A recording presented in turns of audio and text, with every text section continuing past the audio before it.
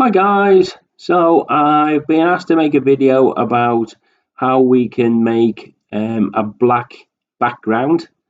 So when we're looking at our images, we need or we'd like to have a black background and keep the main focus or the main image, if you like, in full color. So I'm hopefully going to try and show you how to do that today.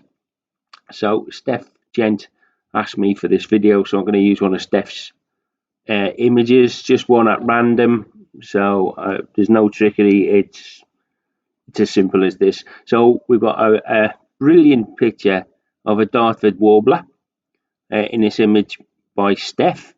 And what I'm going to try and do is make everything black apart from the Dartford warbler and maybe this little branch or whatever it is here that it's sitting on, and make everything else black. It's probably not going to look great, to be fair, because the picture itself is great. It doesn't really need it, but it'll show you how it's done, and that's the main thing. Okay, so it's not as daunting as you would think. All right. So first thing that we need to do, we could, as Nigel pointed out this morning, is take our picture initially with a very dark exposure, and then manipulate that later on to bring out the main subject, brighten it, add the contrast, exposure, etc. But to be honest, this is much simpler.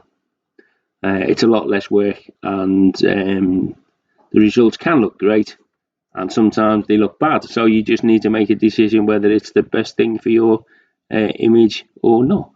But by using Photoshop, it gives us an opportunity to play with it, and that's the main thing. So the first thing that we need to do whenever we do anything like this, and it's good, always good practice. So get into it before you do anything at all in Photoshop. Okay, when we look at our layers in our bottom right hand corner, we've always got our background layer. So that is our original image. That's the one we need to keep. We don't want to damage that in any way. So what we need to do to build on top of that is to create a copy of it, and that's really easy. So if you press and hold the control key and hit the letter J, just control J,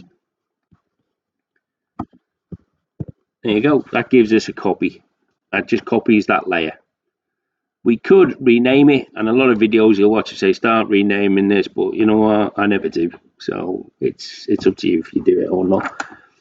It's easy enough to find, isn't it? Okay, so the next thing we need to do is to isolate, and this is another thing I talk about quite a lot, but I want you to get into this habit if you can, is learn how to isolate your subjects for a whole load of reasons. Okay, so I'm going to isolate our bird, and there's a number of ways, I told you before, that we can do this. So if we go up to our tools and we go across to our quick selection tool, just click on that. We'll leave it as our quick selection tool. When we've pressed on that, we can see that we've got two new headings at the top of our page. Select subject, select and mask. I'm going to hit select subject because Photoshop is really clever and it kind of understands what I'm looking for. That's not bad, is it? It's pretty close. So it's already taken out this main image. It basically looks for the things that are in focus.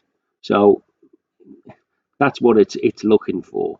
So there are some things I want to add to this, and there's some things I want to take away. So that's easy. So if I go to the top left hand corner, you can see on my brush options, I've got a plus and a minus. Well, if I put the plus, that's going to add to my selection, obviously.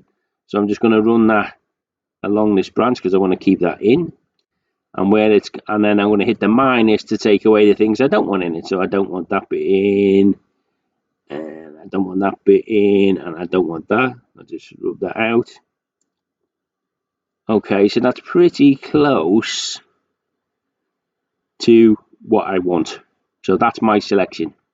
But I want to make that better than that. I want to make it more fine detail. Okay, so if I now from this point go to where it says select and mask. I'm going to click on select and mask.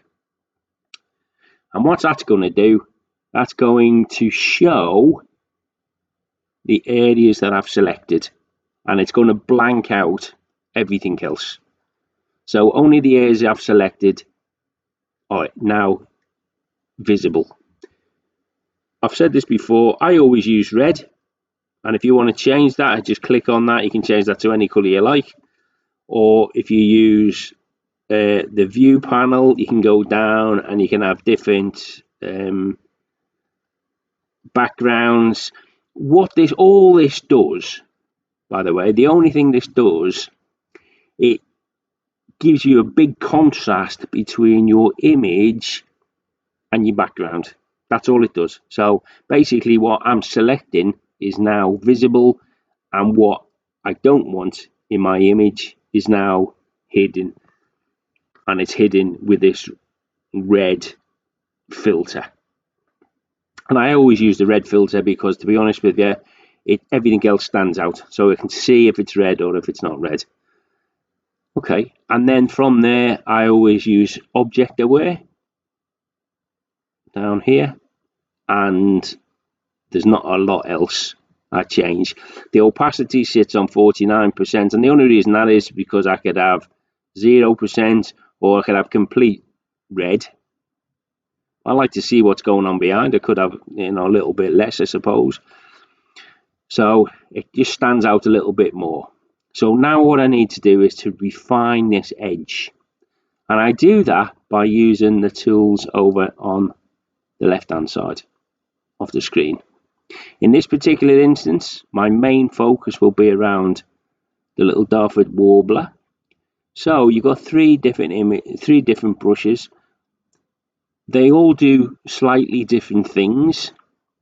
So you can have basically they just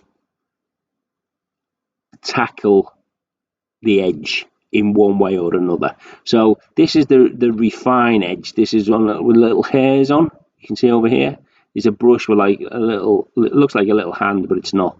And that's the one I use 99% of the time. Okay, so you can alter the size of your brush. In this particular case, we can make it smaller. And all I'm going to do is run that brush around the edge of my selection. Yeah. Only when I take the brush off does it actually work. Yeah, so I can run it along there and along around the bird like this, around the edge.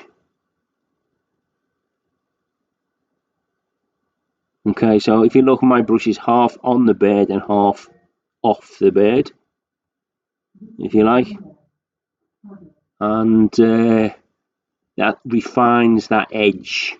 You can see there, because this uses object aware, sometimes it can get a little bit lost, so I can either go over it again like this, and if that doesn't work, then I can use one of the other two brushes. So the bottom brush of the three, it's a hard brush. It's what this basically does. Anything I touch with here will now become a part of that selection. There's no messing about. Okay, so that could be good or bad, and because I don't want it all, you can see it goes over the edge. It doesn't really, I don't really want the edge, but now I can go back over it again with my feather edge, and hopefully that can clear that up.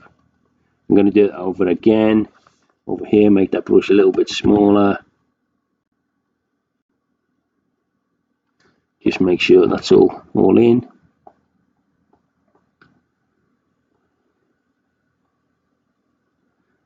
And to be honest, it's not going to make too much difference, because I'll show you why in a second. Okay, I don't really want that in there. Okay, so now that I've gone around the edge, and the reason why I use the refine edge brush is because when you get up around the little hairs, you want to keep all those little feathers, or hairs in some cases. You want to make sure that they're all included in that. There's a little beak. So I can zoom in and I can just make sure that we add a little beak in there. Okay. Make sure it's all covered.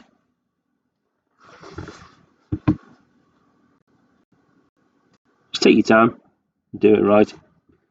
Although, to be honest, at this point, for what we're trying to achieve, that's not going to make much difference at all, really. Just going to make sure it's all covered. I can go back later and change it. Okay, that's going to be close enough for what we want. Right, now that we've got our selection and it's all done, all I'd have to do is hit OK. And I keep saying a million times, what this does, it actually tells me that everything within our marching ants is the only thing that's going to be affected by our next action.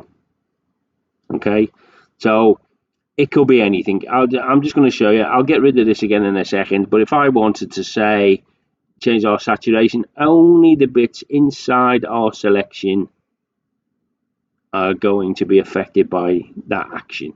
Okay, nothing else. I'll set that back to 0 because that's not what we want. And I'm going to hit. If you ever get stuck and you want to go back, you could just go to the edit button and go undo, but there's another way. It's just Control and Z, and Control and Z takes us back to where we were before. Okay, so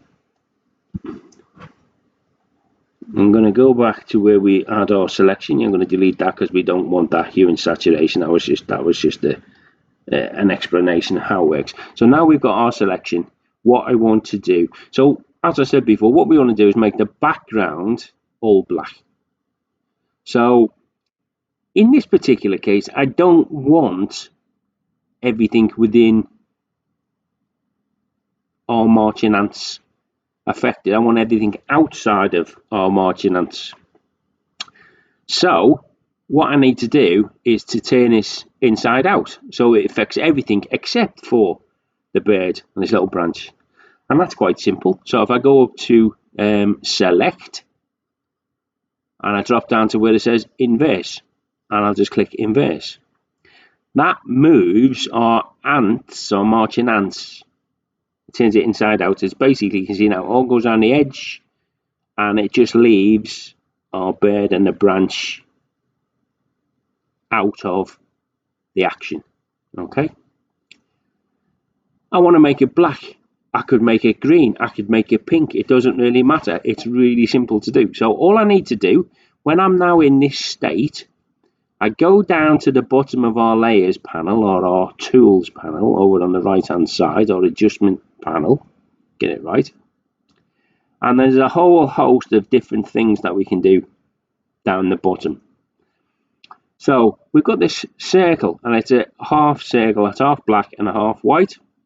I'm going to click on that, and right at the top it says solid color. So I'm going to click solid color. Wow, look at that, it's gone black straight away. It's because it's already on black. I could change it. I could do any color I want. Yeah, I can move it around. I can have any color that I like. But what I want is black, because that's what we're showing. And then I'm going to press OK. So if you remember from our last video,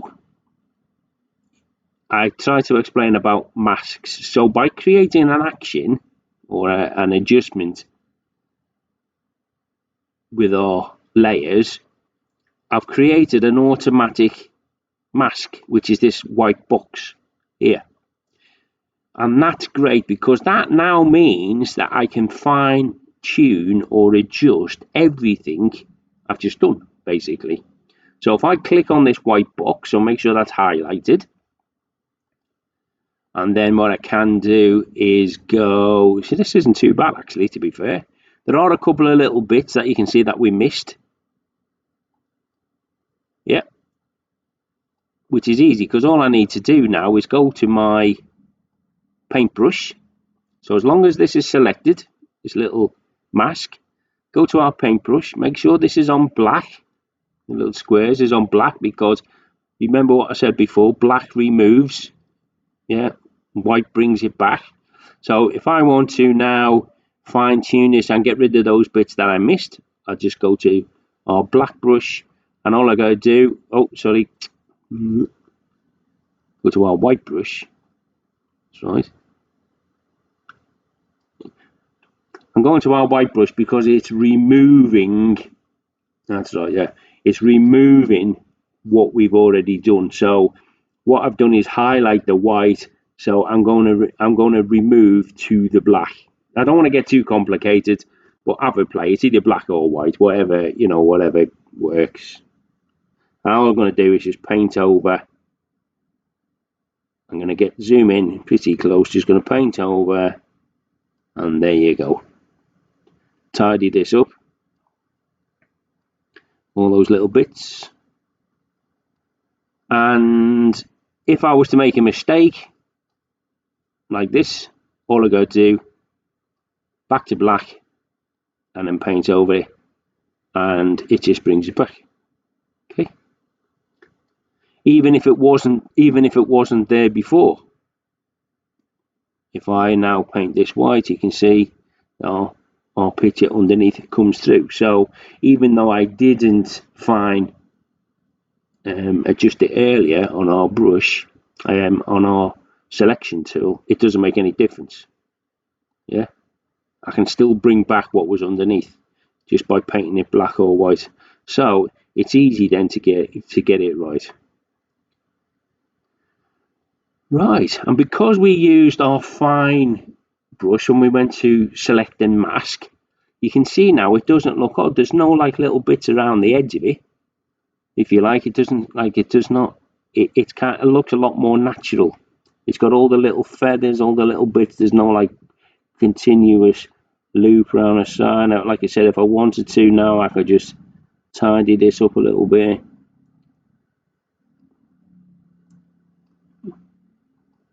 And there you go. Actually, it looks really cool, to be fair. Actually, I didn't think it would look that good. So, because it's such a good picture, what I would do, if it was me, and this is Steph's picture, not mine, so I'm not going to interfere too much, I would maybe just change the composition just a little bit. Okay, going down, I'm going to try and do the rule of thirds, if you like.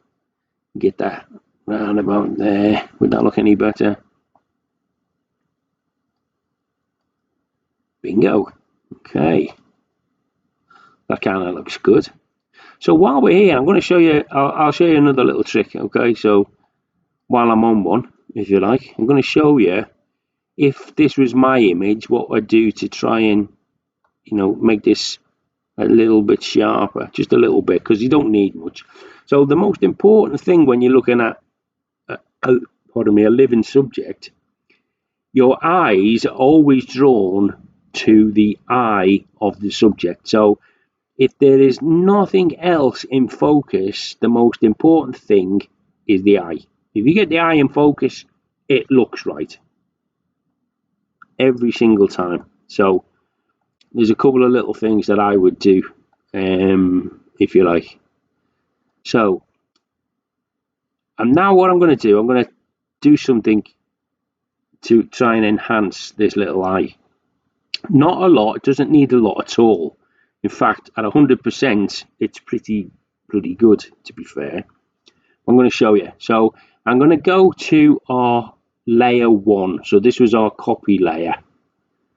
Yeah, because that's still active. If I was to turn off these other two, I'm still end up with my background image. Yeah, but I'm just literally going to go to our copy layer. From there, I'm going to go up to where it says filter on the top, and I'm going to go to camera raw filter. Camera raw filter is great because camera raw filter is like a mini version of Lightroom, and that will bring back layer 1. Okay, so just go back and show you. So our colour fill sits on top of layer 1. So any adjustments I make now, I can either make to our colour fill, which will only affect the colour fill, which is outside, which is not what I want.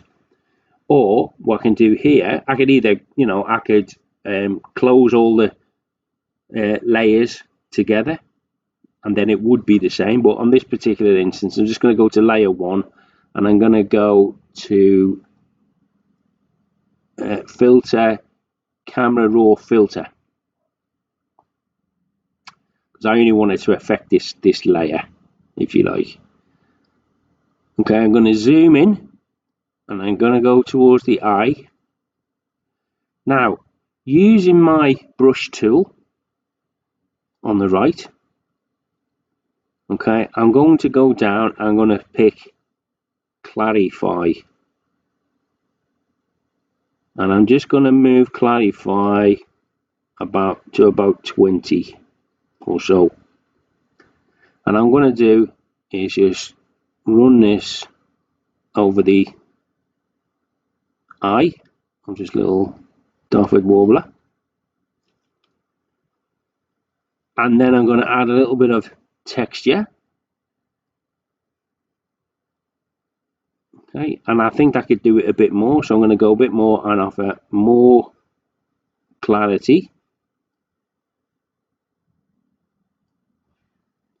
And then I'm going to zoom out. Okay, now it's cooking. Now I'm going to press OK, because now that's going to take us back. And you can see now it's highlighted our eye. In fact, we've now got a little bit of a highlight in the eye, which is always nice to have.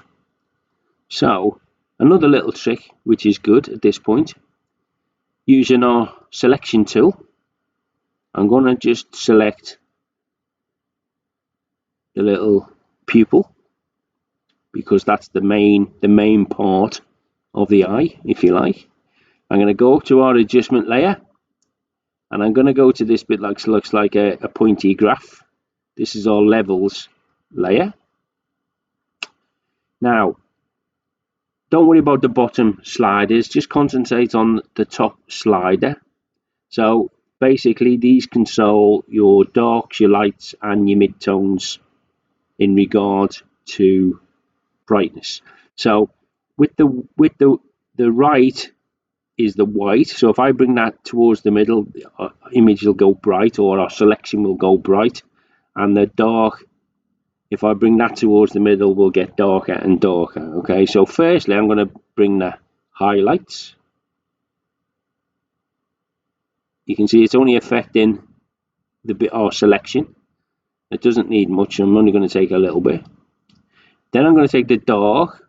I'm going to take that dark down a little bit, and then our mid-tones I'm going to take down as well, just because that is just the black of the eye is really important. Yeah.